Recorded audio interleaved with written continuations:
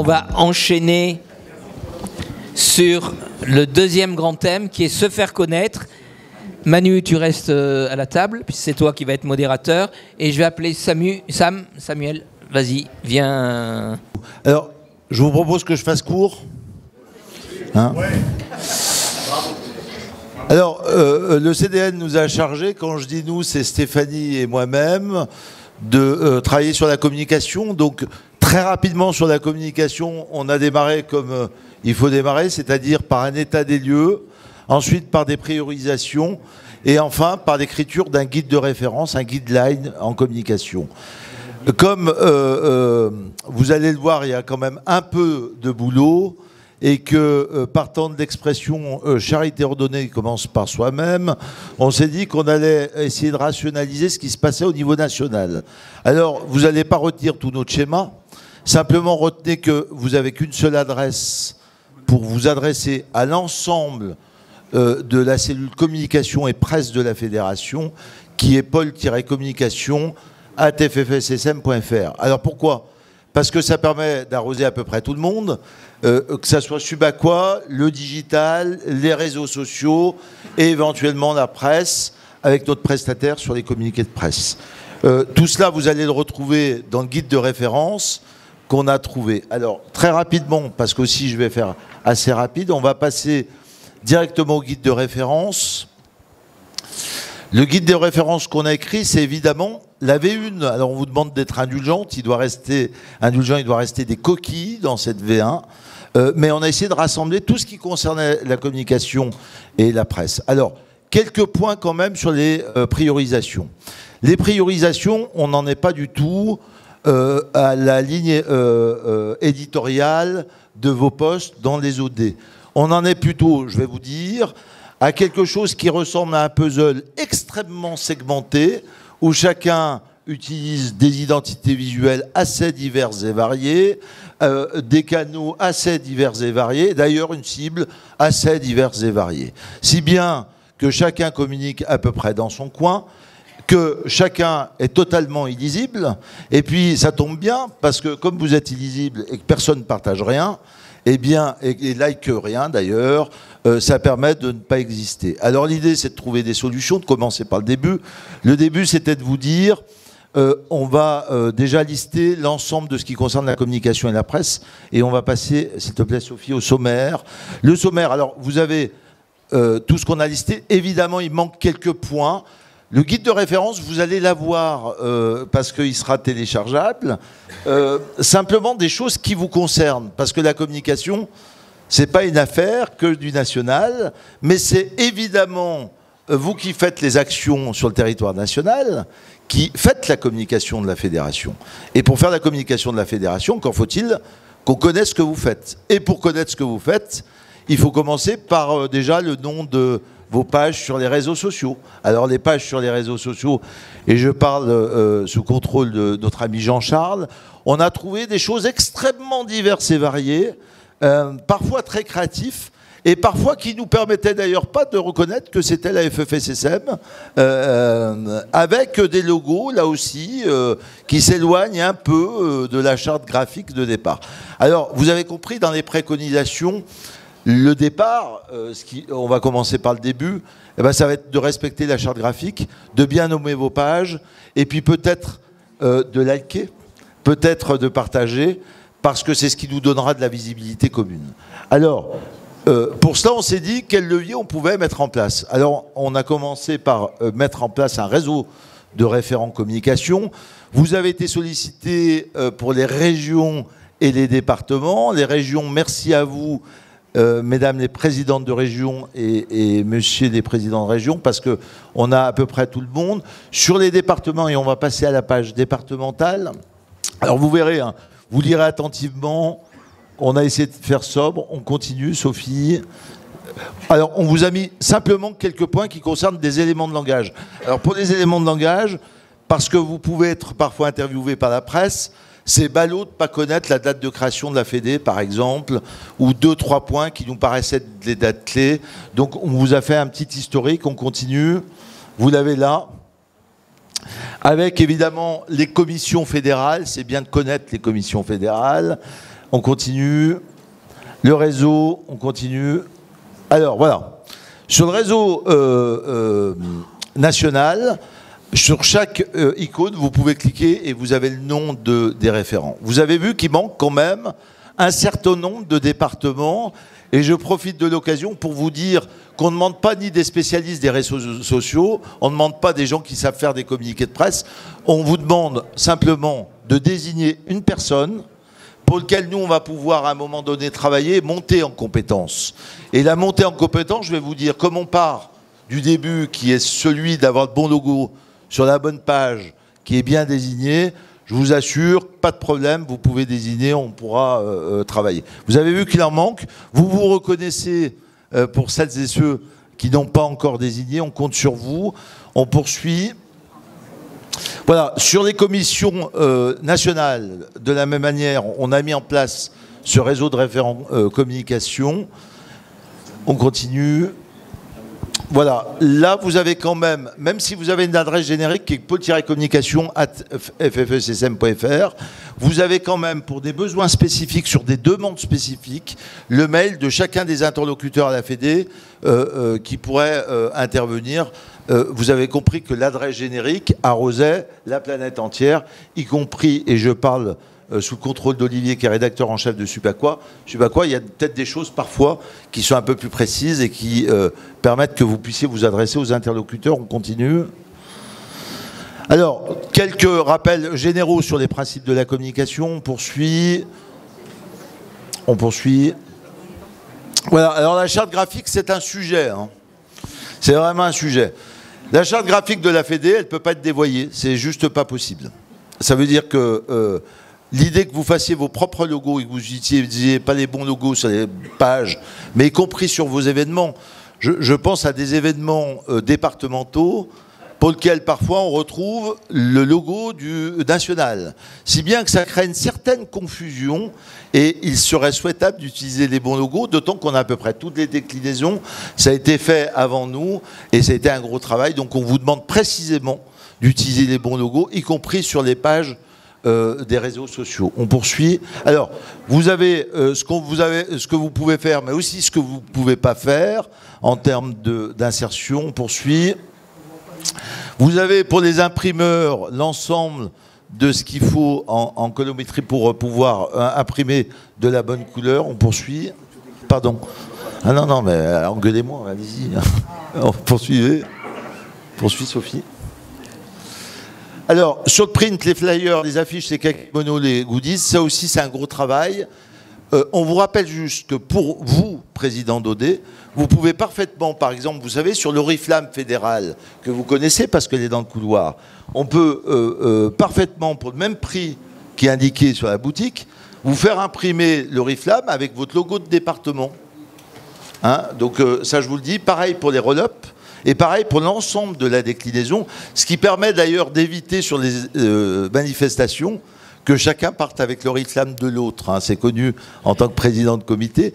Et puis visuellement, c'est bien de pouvoir défendre ces couleurs. Donc on vous recommande de faire, comment dirais-je, préciser avec vos logos. On poursuit. Pardon ? Oui, mais pour les clubs, ça pourrait être jouable. Hein.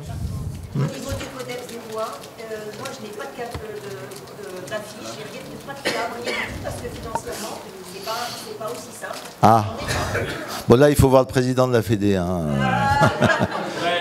Ou ton président de région qui va te donner plus d'argent. On continue. Alors, évidemment, tout est adaptable. Là, c'est les affiches nationales. On continue, on passe. Les kakémonos, je vous le disais, on peut donc les intégrer à vos couleurs et on vous le précise. On poursuit. Vas-y. Hein. Le digital. Alors, digital, c'est là où on va commencer par le début. Parce que, encore une fois, chacun communique de son côté. Si vous avez 32 likes et demi, c'est une grosse semaine. D'ailleurs, les comités entre eux ne likent pas les communications des autres départements. Mais parfois même les régions ne likent pas les posts de leur département, ce qui est quand même regrettable. Et puis comme vous n'avez pas la bonne page, comme vous n'avez pas le bon logo, comme vous ne fléchez pas la Fédé au niveau national, eh ben figurez-vous qu'on ne sait pas ce que vous faites. Et donc nous, la Fédé, on ne peut ni aimer, ni partager. Hein, donc on vous a donné des outils pour essayer de progresser sur cet aspect. On poursuit. Alors, quelques rappels sur comment on poste des messages. Simplement, encore une fois, on n'est pas sur la ligne éditoriale aujourd'hui parce qu'on part d'un peu plus loin. On poursuit. Sur le nom de vos pages, on vous a donné des exemples. C'est que des exemples. Parfois, il faut ponctuellement voir, pour certains départements, vous avez des noms très longs et il faudra voir comment on les appelle. Et là, Jean-Charles se tient à vos dispositions pour qu'on puisse y réfléchir. C'est qu'à titre d'exemple, évidemment. On poursuit. Les réseaux sociaux, on vous a donné la cible d'âge. Au cas où vous auriez décidé d'utiliser Facebook. Facebook, vous avez compris que ça commence à être pour les gens de mon âge qui ont plus de 22 ans, enfin non, 35 ans. Et qu'il y a d'autres médias qu'il va falloir peut-être utiliser dans l'avenir si on veut rajeunir nos messages et notre communication. On poursuit. 25 ans, on poursuit. Voilà, Subaqua. Alors, je ne vais pas faire l'affront, puisqu'on a Olivier. Olivier, peut-être dire un mot sur Subaqua. Simplement, en 2 mots sur Subaqua, on vous a mis le calendrier de publication. Je parle sous ton contrôle, Olivier, qui est sur la page suivante. Voilà, le calendrier de publication, parce que parfois, vous voulez envoyer un article à Subaqua. Évidemment, ce n'est pas la bonne date. Donc, ça va être dans 6 mois. Et ça vous agace un peu. L'idée, c'était de savoir quand vous devez envoyer avec une deadline par publication.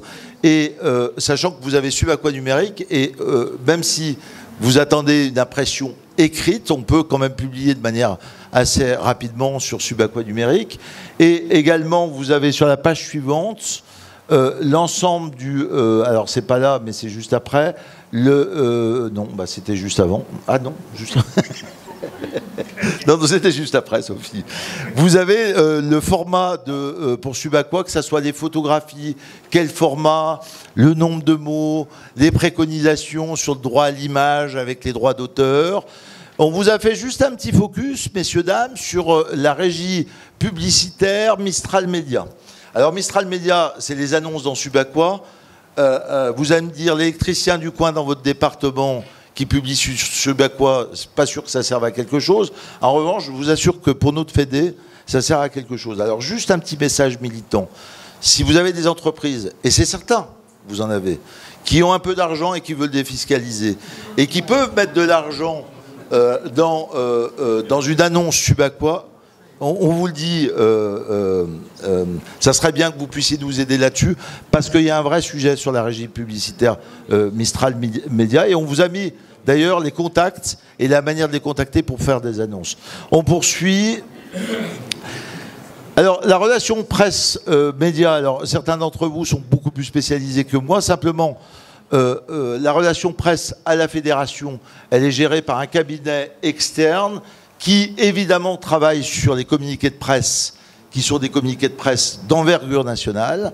En revanche, si ponctuellement, vous avez besoin d'un coup de main, on pourra vous le donner en fonction de nos disponibilités parce qu'on est bénévole. Simplement, vous dire qu'une action, c'est bien, mais une action où vous communiquez pas, ça sert à rien. C'est-à-dire que l'idée, c'est de pouvoir communiquer via les vecteurs de communication que sont les réseaux sociaux, mais aussi une action, si vous ne faites pas de communiqué de presse, si vous ne savez pas qui l'a envoyé, et puis une fois que vous l'avez envoyé, si vous ne savez pas y répondre, parce que répondre à la presse, ça peut être un métier, la presse écrite, la presse radio et la presse télévision, c'est très différent. C'est pour ça qu'à dessein, on vous dit que ça serait peut-être bien de nommer des référents dans vos départements, parce qu'on pourra peut-être monter en compétence sur ce sujet. Je réponds juste aux questions après, s'il vous plaît. On passe. La photothèque, alors c'était une demande prégnante du terrain. Donc figurez-vous qu'on vous annonce la bonne nouvelle en plus du guide de référence, c'est qu'on a mis en place une photothèque pour lequel, ici et dans le guide de référence, on n'a pas mis le lien pour des raisons évidentes qui est la non-diffusion du lien. On a hébergé sur une Dropbox et le lien vous sera fourni. On a réparti cette photothèque par commission, c'est-à-dire que vous aurez des photos qui seront possiblement utilisables par vos OD, par commission et par activité. Si bien que pour vos supports, dans les départements, on a toujours eu ce problème en tant que président de comité, où on se disait, tiens, il me faut une photo, et on bricole avec notre téléphone, c'est un peu pourri, donc on vous propose des photos. Mais d'un autre côté, vous pouvez avoir dans vos comités des gens qui sont des photographes. Et il se trouve que des gens qui sont des photographes, eh ben, les photos nous intéressent et intéressent les copains. C'est la raison pour laquelle, dans le guide de référence, vous aurez la possibilité de demander ce lien, mais aussi de nous transmettre des photographies en respectant un certain nombre de choses qui relèvent évidemment de la propriété intellectuelle, où on doit avoir l'accord d'exploitation en propriété intellectuelle du support. On continue ? Voilà, photo fédérale, vous avez un petit point, on poursuit. La boutique fédérale, nécessairement, vous êtes tous habillés aux couleurs de la fédération. Je vous rappelle que vous pouvez d'ailleurs, vous avez des partenaires très souvent. J'imagine que vos partenaires sont tous dans une démarche éco-responsable et que vous ne faites pas fabriquer en Chine, c'est mieux. Mais qu'au cas où vous n'auriez pas les moyens de trouver des partenaires, eh ben, la fédération en a. Et encore une fois, on peut faire adapter la boutique à vos couleurs si besoin en était. On poursuit. Alors, vous avez des infos là-dessus. On poursuit. La mutualisation, c'est l'histoire des photos. On continue. Et les contacts. Voilà. Merci de m'avoir écouté. J'espère avoir fait court. Ce guide de référence V1, c'est quand même historique. C'est la première fois que ça existe à la Fédération. Merci. Et je réponds à vos questions.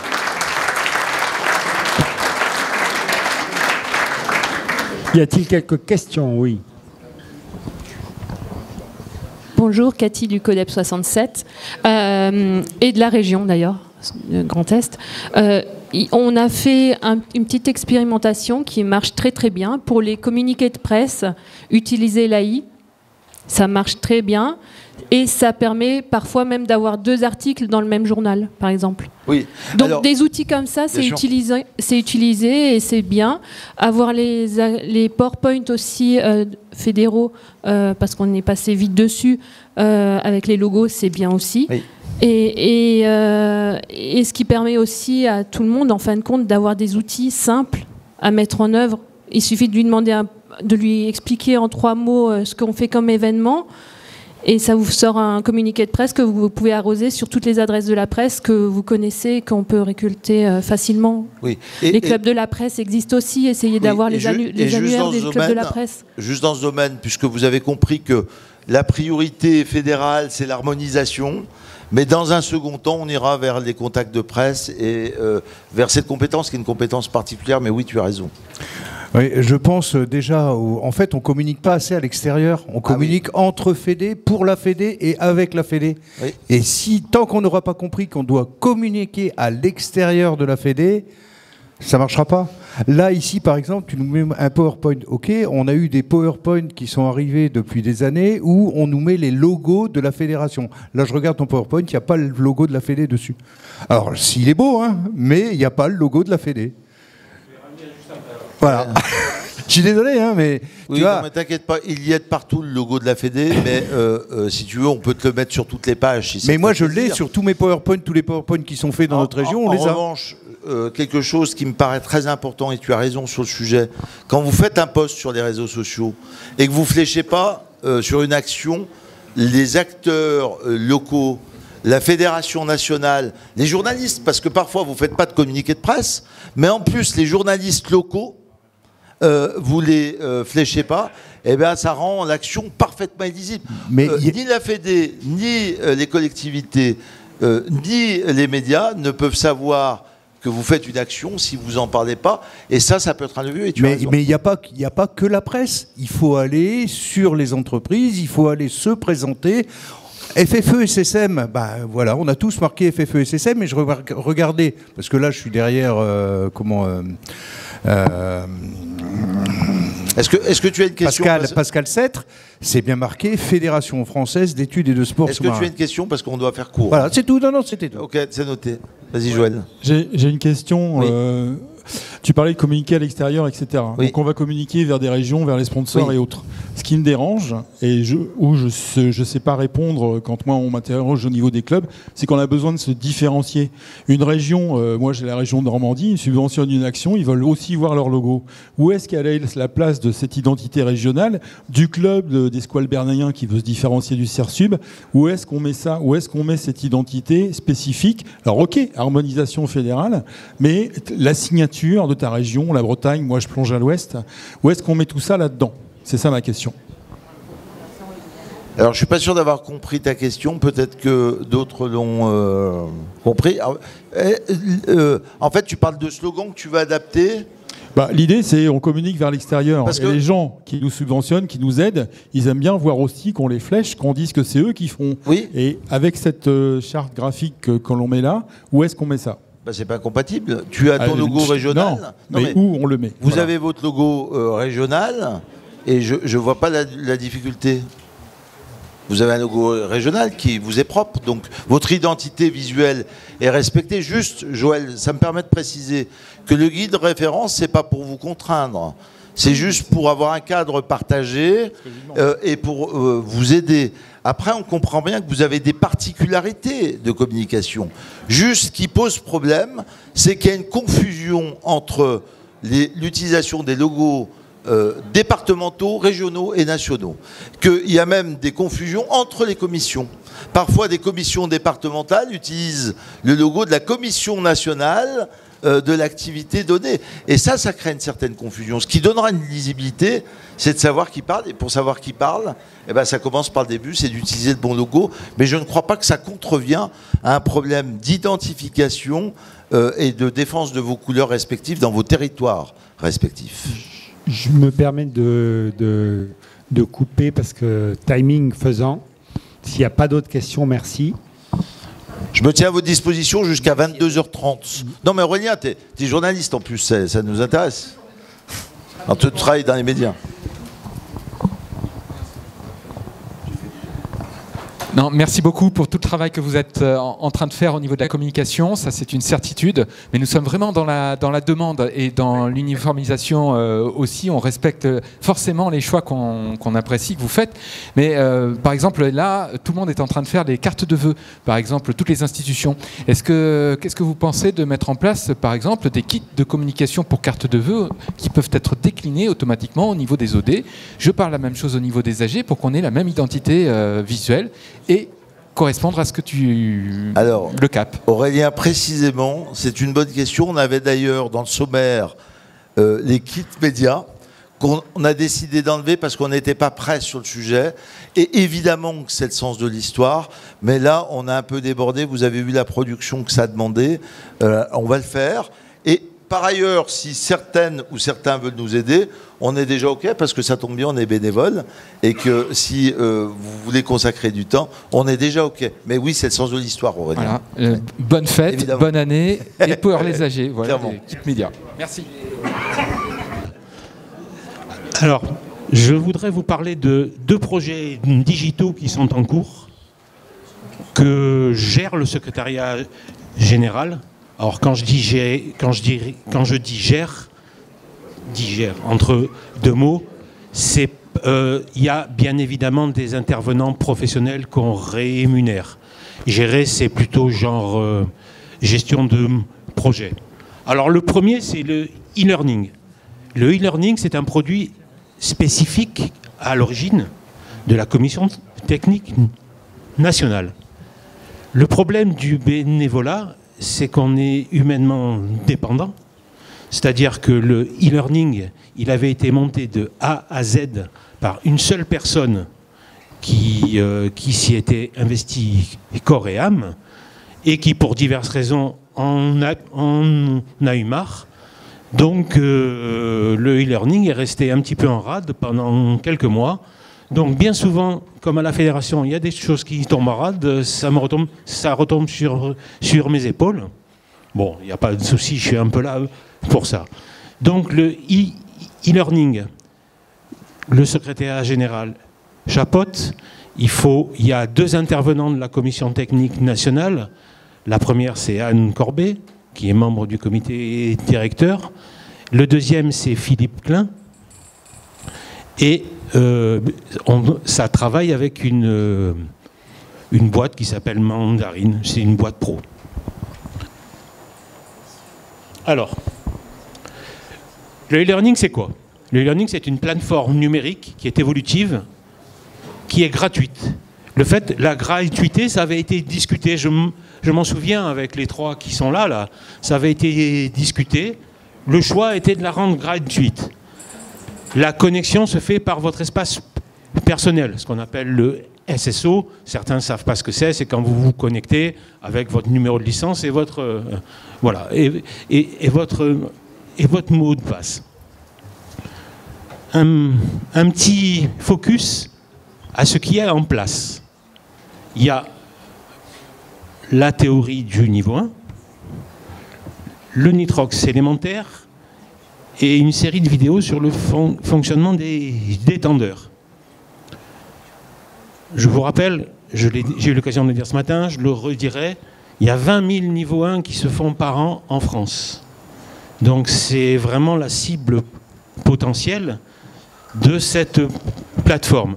Alors, il est hors de question de priver des moniteurs de leur plaisir de faire de leur plaisir éventuel quand même, hein, enfin bon, de faire des 10 séances de théorie sur un niveau 1, c'est vraiment pas le problème. Le e-learning, c'est un plus. C'est une manière moderne de concevoir l'enseignement, et puis c'est surtout, pour les moniteurs, une certitude d'être borné. Enfin, c'est pas le moniteur qui est borné, hein, c'est que le bornage de la formation... Me faites pas dire ce que j'ai pas dit. C'est que le bornage de la formation soit réalisé. Alors, ce qui est en cours. Alors vous savez tous que la fédération a changé de partenaire. Tout ce qui est Scuba Pro, je dirais pas disparaît, parce qu'il y a plein d'IN qui ont... Il y a plein d'instructeurs qui étaient à Niolan. Mais bon, voilà. Donc, les anciennes photos, les vidéos du e-learning étaient vraiment estampillées Scuba Pro, ce qui était tout à fait normal. Ça a quand même été un énorme travail de retourner toutes les vidéos, de refaire toutes les photos. Ça a été fait au mois de juillet dans les Alpes-Maritimes. Alors je tiens devant tout le monde à remercier le président de la commission technique nationale qui a mis son centre à disposition de la fédération le premier week-end de juillet pendant 2 jours. Gratuitement, bien évidemment. Bon, voilà. Donc, vous avez un ensemble de photos qui ont été faites. Donc, en cours, le marquage des photos et des vidéos, ça devrait être fait dans le courant du mois d'octobre. Et la théorie du PE40 et la théorie du niveau 2. Alors, vous pouvez voir que la plateforme, elle a été lancée il y a un petit peu plus de 2 ans. Disons qu'elle a 2 saisons pleines. Elle a 2 saisons pleines, elle a 49 000 vues. 20 000 niveaux 1 par an. Finalement, on est assez...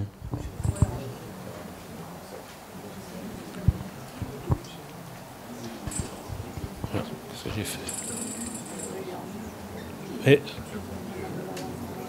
Alors, si vous n'avez pas entendu parler de carnet de plongée numérique, le mois dernier, on vous a un peu... Je vous ai un petit peu assassiné avec le carnet de plongée numérique. Le carnet de plongée numérique, c'est quoi? C'est pas récent. C'est pas récent. Il y a 2 versions. La version web, c'est-à-dire la version qui est en ordinateur. Hein. Et je remercie Patrick des Stats qui nous envoie... Patrick est là, je vais en reparler après, et il va reparler un petit peu plus tard. 9000 carnets créés,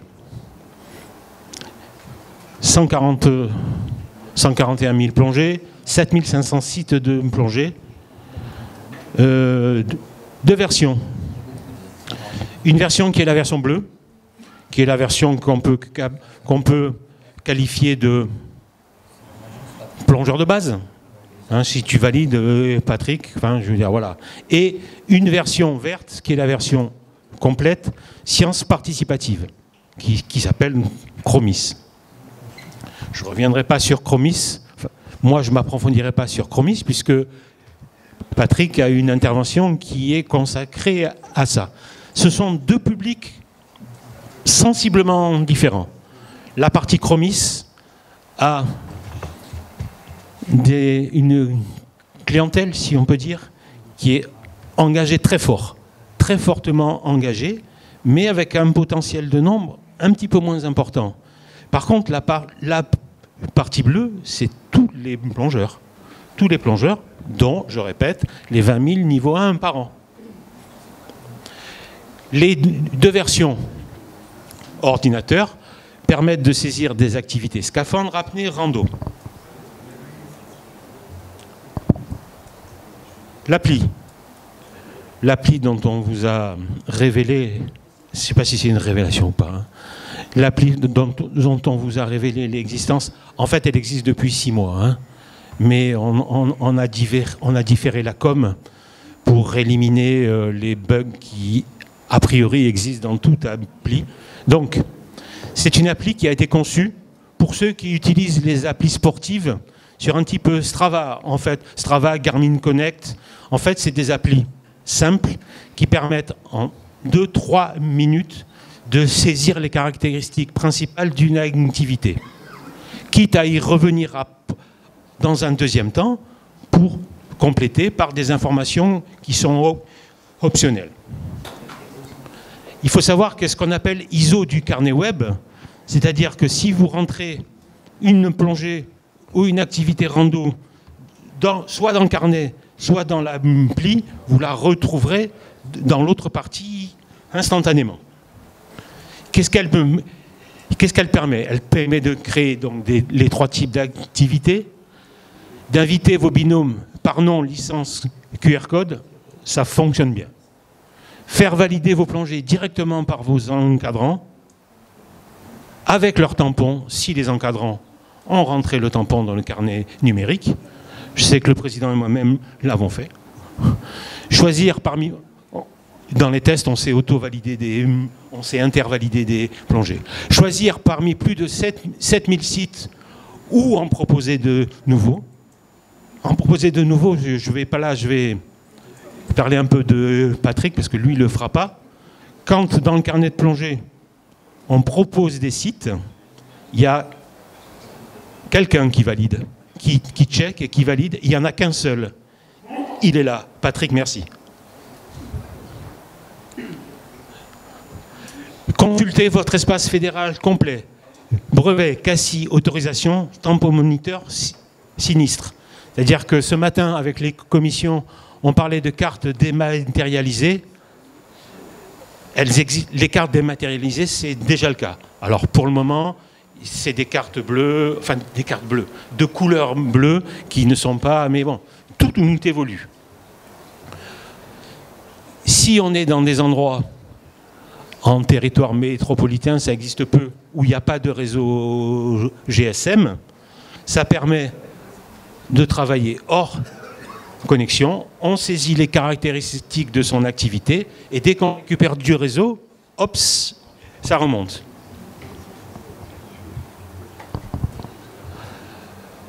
Alors le futur, point d'interrogation. On est en train de réfléchir à réunir les 3 carnets de plongée en un seul. Quand je parle des 3 carnets de plongée, c'est le carnet bleu, le Chromis et l'application.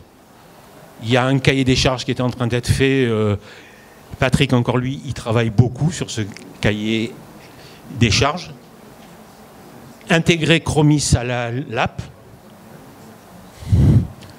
Importer les carnets de plongée externes, ça c'est une grande demande.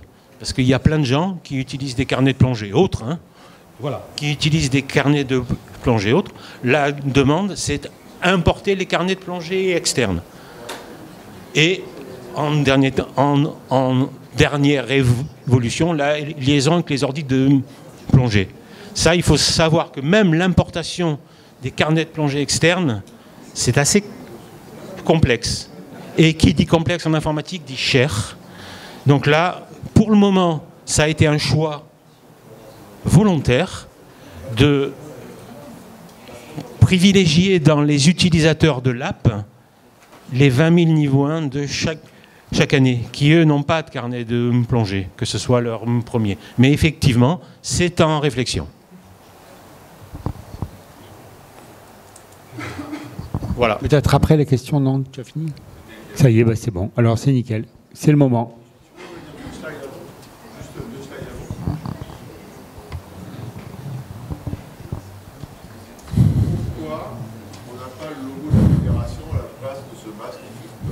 Ça a été un choix graphique. Pourquoi on est sur une application App Store où il y a des millions de gens qui se connectent? Pourquoi est-ce qu'on n'a pas le logo de la fédération à la place de ce logo très bien par ailleurs, mais quand je regarde, quand j'interroge sur SSI ou PADI, j'ai des dizaines de logos qui apparaissent sur l'App Store. Pourquoi là on a 0 logo de la fédération sur l'App Store? Moi, je n'y ai pas participé, aux réunions techniques. Ce que j'en sais, c'est que ça a été un choix graphique des concepteurs, mais tout peut évoluer. Hein. On vient de faire une demi-heure sur la communication, et le seul truc... Attends. Tu peux regarder. S'il y a d'autres questions en attendant, que je check.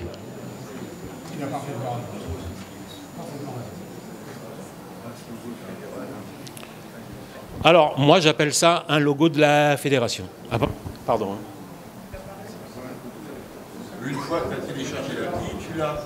Et quand tu es sur la store, on est bien d'accord. Mais ça s'appelle mon carnet de plongée FFESSM. Je ne cherche pas à défendre du tout les concepteurs, hein, mais bon, voilà. Oui. Nous, on se bat tous les jours. C'est ça, il m'a dit. Plus on aura la communication internationale sur nos niveaux, et plus on se porte. Non, mais...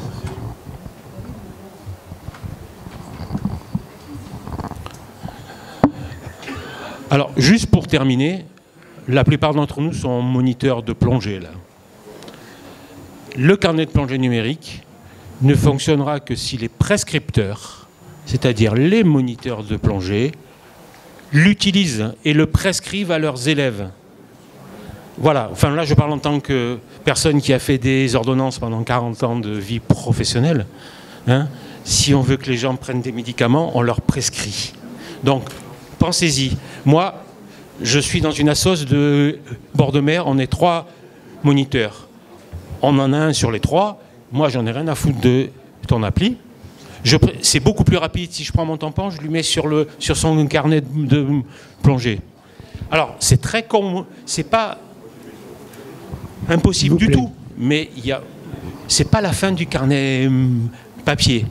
Mais quand vous faites un niveau 1 ou un niveau 2 à quelqu'un qui a 25 ans, eh ben, il a une appétence pour une appli smartphone qui n'est pas la nôtre. Hein. Et voilà. Dernière question, merci.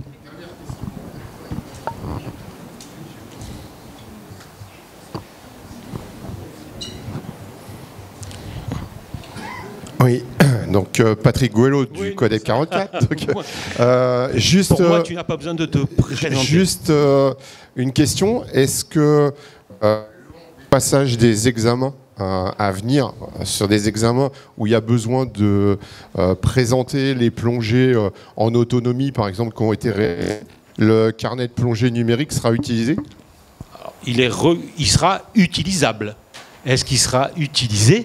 Ça dépend du responsable de la session. Il a la même valeur que le carnet de plongée papier avec des tampons. C'est important, là, on a des candidats initiateurs, on leur demande de présenter les plongées en autonomie, validées par un encadrant, donc il faudra qu'ils puissent le faire avec... c'est un carnet de plongée. Okay. C'est un autre support, mais c'est un carnet de plongée. Merci pour la réponse. Merci. Nous allons passer au dernier atelier avant la pause, avec Joël, qui est élu, élu pour tout ce qui est informatique, et il va vous parler du SI et de l'évolution sur le SI avant la pause. Merci Joël.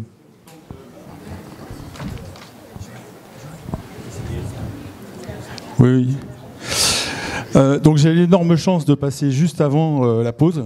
Donc je vous rassure, j'ai 3 slides, ça va aller vite. J'ai surtout prévu du temps pour les questions. Joël Debré, je suis DSI de formation dans l'informatique depuis plus de 30 ans. Donc voilà, l'idée c'était d'utiliser les compétences au mieux pour ça. Là essentiellement, on prévoit trois évolutions, parce qu'il faut du temps pour faire évoluer l'informatique, pour faire évoluer aussi ce qu'on appelle la maturité numérique, et donc en 4 étapes. Donc 3 mandats, 4 étapes. Là, on est dans la deuxième partie, on attaque la deuxième partie du mandat pour ce qui nous concerne. Et donc, première étape, c'était gérer l'héritage. Qu'est-ce qu'on récupère, qu'est-ce qu'on peut en faire, le stabiliser, ça a vraiment été un gros boulot. Deuxième étape, c'est l'innovation, intégrer tous les changements. Et la troisième étape, sur le 3e mandat, on verra l'équipe qui sera en charge à ce moment-là, mais l'idée, c'est de reprendre le leadership. La fédération a longtemps été un leader au niveau international, et donc perdre cette place, ça veut dire aussi à un moment envisager de la retrouver. Donc, 2024-2025, le job, ça a été, on n'a pas été très nombreux pour faire ça, parce qu'il y a ma collègue Julie qui travaille avec moi, il y a Florent qui est notre salarié à la fédération, et on a eu l'assistante d'un DSI, François Joncas, qui n'est plus là aujourd'hui. Donc l'idée, c'était de stabiliser l'écosystème numérique fédéral, c'était de pouvoir recenser les besoins des OD, des clubs et des licenciés. Et le résultat, c'était de pouvoir construire un socle opérationnel, c'est-à-dire d'avoir un SI qui puisse répondre à ce dont on avait besoin à minima. Ce qu'en termes professionnels, on appelle le MVP, c'est-à-dire le produit minimum viable. C'est ce qu'on a essayé de faire. La deuxième étape à laquelle on s'attaque maintenant, c'est de poser les fondations pour construire à l'avenir un système informatique, on pourrait dire même un serpent informatique, depuis le temps qu'on en parle, un système informatique qui soit fiable et pour construire quelque chose. Donc l'idée là, c'est de le sécuriser et c'est de répondre aux besoins immédiats des clubs et des licenciés. Je vous rappelle, la licence, les titres de participation, c'est le produit de la licence, c'est ce qu'elle vend, c'est le produit de la fédération. Et les adhérents, c'est les clubs. Donc l'idée, c'est déjà pouvoir servir ça. L'objectif, le résultat qu'on attend, c'est d'avoir une fédération qui soit inclusive, qui nous permette d'inclure de nouvelles activités, qui soit connectée, qui nous permettent effectivement d'avoir le carnet de plongée et autres, parce que l'avenir, regardez tous autour de vous, regardez dans vos pratiques, bon, à part quelques-uns comme le DTN qui sont un peu à la bourre tout le temps, tous les autres c'est smartphone, il n'y a quasiment plus personne qui va sur un site web. Quand vous commandez des trucs en ligne, vous le faites avec votre smartphone, vous ne le faites plus sur un site web. Donc l'avenir il est là, c'est une super app connectée pour la Fédé, c'est pas les sites web. Les sites web, ça sera le back-office des gens qui sont dans les bureaux qui gèrent. Donc, clairement, la deuxième partie du mandat actuel, c'est ça. Troisième partie, ça sera développer le numérique, introduire les nouvelles technologies. On a parlé de l'IA tout à l'heure. L'IA qui est très pratique, on le verra demain. Il y a des limites aussi. On ne peut pas faire n'importe quoi. Ce n'est pas elle qui va faire à notre place. Il faut qu'on garde notre place d'humain, qui est l'expert. On peut faire, je dirais, les bases extractions, tout le gros boulot, tout ce qui est automatisme, etc. On peut le faire par l'IA, mais derrière, il faut contrôler, il faut garder la maîtrise de ça, clairement. Donc, il va falloir qu'on inclue de l'IA dedans. Moi, ma vision, elle est simple. C'est demain, je sors de plongée. J'ai 15 ans, j'en ai 80. Je prends mon smartphone. Aujourd'hui, j'ai plongé sur le site des Rosiers à La Ciotat. J'ai fait une plongée de 20 minutes. Super, avec 3 mecs qui étaient super sympas. Paul, Pierre, Jacques.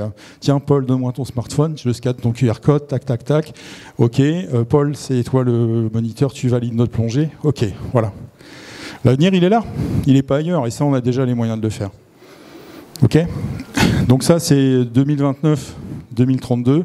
Travailler là-dessus, parce qu'on pourra mettre dans notre SI qu'on aura stabilisé, on aura posé des fondations, on pourra mettre les briques de l'innovation. Donc, et on pourra redonner à notre fédération un rôle moteur dans le monde de la plongée. Si vous regardez aujourd'hui SSI, vous ouvrez, vous avez toute une galaxie d'applications avec un usage pour chaque. PADI, c'est nettement mieux fait. Il y en a d'autres qui sont plus basiques, comme l'ANMP. Donc c'est l'idée. Je passe à la suite. Voilà. Wow. Donc 2026-2028, c'est ce sur quoi on va se focaliser. Je passe sur la stabilisation. On va se focaliser essentiellement sur notre cœur de métier, ce qui est essentiel, les licences, les titres de participation. On va continuer à travailler sur le carnet de plongée pour en faire la super app smartphone qui va servir à tout faire et qui va être notre outil de communication à la fédération. Mettre en place une assistance 24/7, parce qu'aujourd'hui, les SCA, les clubs, vous avez un problème, vous appelez le personnel de la Fédé, qui est super disponible, qui fait beaucoup de choses. Et moi, on a un problème, on les appelle, il y a toujours quelqu'un pour nous dépatouiller. Mais c'est pas du 24/7. Et je suis club, j'ai une sortie, c'est le samedi, problème. Donc l'idée, c'est de mettre en place un système avec une IA qui puisse répondre en partie aux problèmes, et puis qu'on pourra éduquer, et qui pourra stocker, et puis de répondre de plus en plus. Et en parallèle, commencer à mettre en place toute une série d'automatisation qui aujourd'hui sont très contraignantes pour le personnel, qui pourraient être automatisées sur toute la partie des certifications, des renouvellements d'adhésion, etc., où il y a pas mal de choses répétitives qu'on pourrait automatiser relativement simplement. Voilà. J'ai terminé.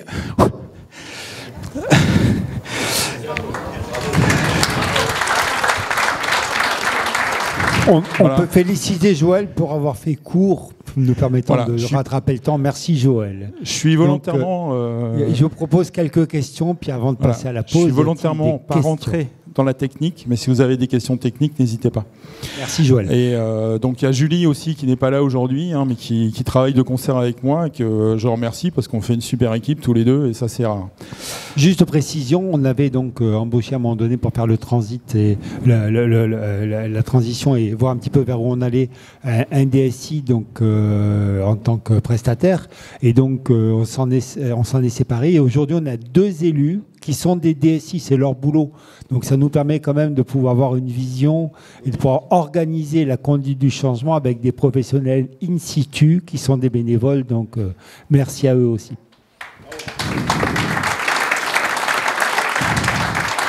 Alors, je ne suis pas rentré dans le détail technique, je vais quand même mentionner 2 choses. C'est que pour en arriver là, on est en train de conduire ce qu'on appelle un audit technique approfondi, parce qu'évidemment, nos partenaires comme ISIA, Zoll, Perméable, donnent pas forcément toutes les billes techniques de ce qu'ils ont, et ça, on a besoin de le savoir pour avancer.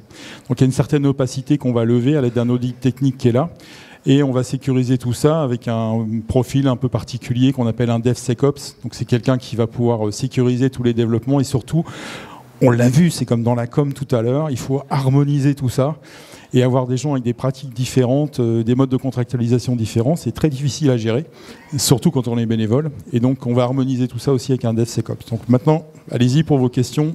Quelques questions ? Il y a 5 minutes.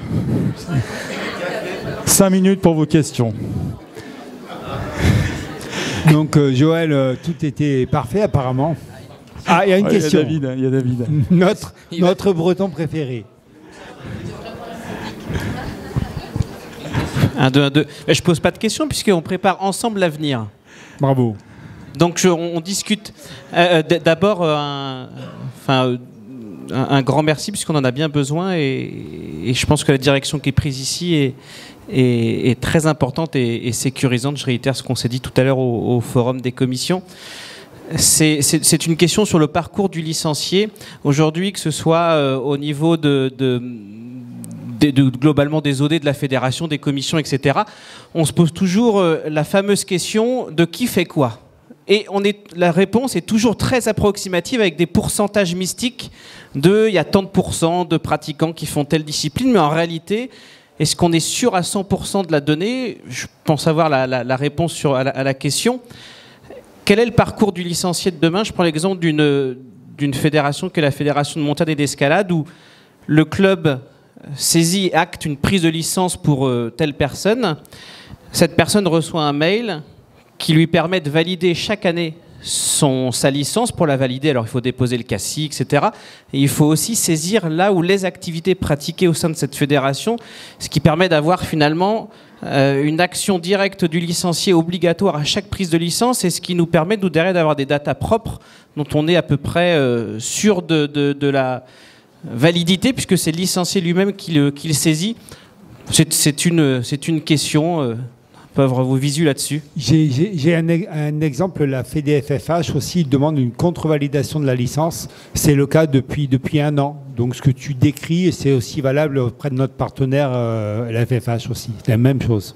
Vérification des données et validation. Pour répondre à ta question, quand j'étais secrétaire général, j'avais imposé l'obligation que quand on remplit la demande de licence, on coche volet de bois vert des présidents de club disant non, faites ça non obligatoire mais optionnel.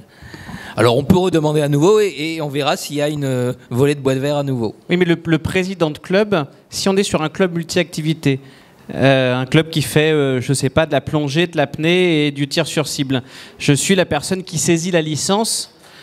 On le sait, puisque on pose les questions qui vont bien. Il y a des personnes qui s'embêtent, en fait, qui ne savent pas vraiment qui fait quoi, et qui mettent par défaut leur activité qui est plongée. Et du coup, ça fausse complètement la donnée qu'on a. Donc c'est pour ça que là, je parle d'une action directe du licencié pour aller chercher la data directement auprès du licencié, et finalement aussi décharger les clubs d'une charge administrative qu'on rebascule vers le licencié, une petite partie en tout cas. C'est vraiment ça, c'est une réflexion et c'est vraiment une question d'avenir, clairement. Pourquoi ? Parce que c'est la gouvernance de la donnée qu'on évoque là. C'est aujourd'hui, les données sont pas claires au niveau de la région puisqu'on est sur une ressaisie. Même chose pour les CODEP, il n'y a pas vraiment de descente à ce niveau-là. Et il faut arriver à terme, et c'était l'objectif en fait de cette super application. Qu'on puisse gérer soi-même, et je vais même aller au-delà, les questions qu'il faut se poser, et je parle en termes de questions, c'est je suis MF2, je pars en vacances, j'ai pas envie d'encadrer parce que je vais plonger avec mes petits-enfants ou quoi que ce soit, je veux n'afficher que mon niveau 3, c'est mon droit. J'ai le droit de vouloir, j'ai la maîtrise de ma donnée au titre du RGPD, Règlement Général de Protection des Données. C'est réglementaire en Europe. Donc je ne veux afficher que ça. Je veux rectifier les données que j'affiche à mon sujet. J'ai le droit. Donc clairement, c'est des vraies questions qu'il faut qu'on se pose, qui vont au-delà de la refonte technique du SI, c'est-à-dire les outils d'informatique, les bases de données, etc., le travail qu'on fait. C'est vraiment ces questions d'avenir. Et ça va être la fondation de la super app dont on parle demain. C'est-à-dire ce qui va nous permettre à nous de nous développer en tant que fédération, qui va nous permettre dans les OD, dans les clubs, d'avoir des données exactes sur ce que font les gens et ce qu'ils ont envie de faire, ces gens-là. Ça va nous permettre aussi de financer un autre modèle économique, parce que je vais arriver avec mon application, puis je vais voir où je suis, puis je vais voir où je peux plonger à côté, voire éventuellement cliquer sur le bouton, puis voir le numéro de téléphone de la SCA ou du club qui est là, qui est prêt à m'accueillir. Il y a tout ça qui est possible de faire. Après, il y a pas mal de données techniques, voilà, où est-ce qu'on veut aller et autres. Il va falloir du temps, c'est pour ça qu'on se projette. Et là, la question, c'est vraiment 2030, parce que ça ne sera pas fait demain dans 24 heures, hein, clairement. Donc c'est vraiment là où... Mais ça, c'est d'autres débats, d'autres sujets. Donc je ne sais pas si je réponds à ta question, mais... Si, complètement, merci. Alors, avant de clôturer, parce que vous avez tous envie de vous arrêter, hein, je vais répondre à ta question, c'est qu'il y a un espace fédéral du licencié. Il y a 1 an, il y avait seulement 15 000 licenciés qui avaient ouvert leur espace en mettant un mot de passe. Donc on considérait que sur 135 000, il y avait 15 000 licenciés. Où là, on peut modifier ce qu'on veut. Alors, je pense qu'on en parlait avec Jean-Loup, là, je lui ai posé la question, ça a dû augmenter parce qu'on fait de la publicité pour que les gens ouvrent cet espace. Donc c'est pas aussi simple, tu vois. Le cheminement est pas même, parce que dans ce que j'évoque, ce n'est pas quelque chose de déclaratif au licencié. Je le reprends, désolé. Ce n'est pas déclaratif où le licencié va, parce qu'il en a besoin ou pas, et peut-être que la réponse c'est que le licencié ne va pas sur cet espace, puisque des fois il n'en a pas le besoin. Là, dans ce qui est proposé ici, c'est qu'il n'a pas d'autre choix que de valider les activités de déposer son CACI pour valider sa licence. S'il ne le fait pas, sa licence n'est pas valide, elle n'est pas activée et il ne se passe rien du tout, il n'a pas le droit d'accéder dans son club. Alors, préparons-nous à une chute des licences. Bien volontiers. C'est évident. La Fédération française de montagne et d'escalade n'a pas de chute de licence. De même, la FFH, c'était très surprenant parce que, comme il y a la double licence pour beaucoup de cadres en DISUB, on est amené à valider notre propre licence, effectivement. On va stopper. Merci de votre patience. Merci de votre écoute.